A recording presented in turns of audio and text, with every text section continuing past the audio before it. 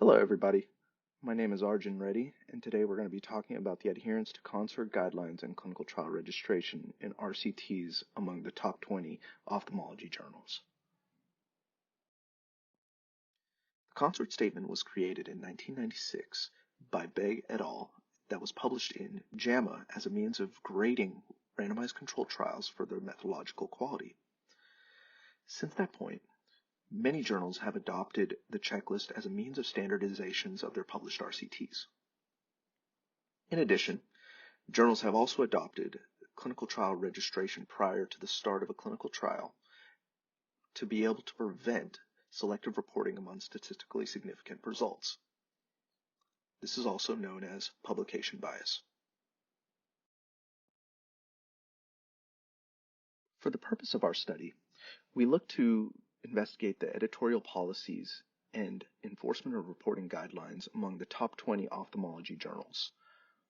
In addition, we look to be able to compare the RCTs published in these journals and specifically compare journals that require CONSORT adherence and clinical trial registration versus journals that do not require CONSORT adherence and clinical trial registration.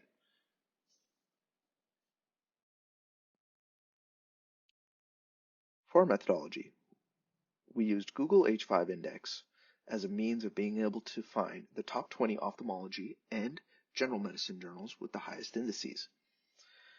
Afterwards, we went into the instructions for authors sections and other author guidelines sections to be able to find the designs for research eligible for publication within each journal. We then reviewed those sections for reporting guidelines, study registrations, and other policies needed for publication and extracted those using a pilot-tested Google form. Finally, we extracted individual RCTs from the top 20 ophthalmology journals to see if they complied with these policies within these journals. Specifically, we looked at adherence for CONSORT and clinical trial registration for the specific RCTs. In our results, we found that 62% of RCTs that were published in journals requiring CONSORT guidelines followed the CONSORT checklist by including a CONSORT flow diagram within their study.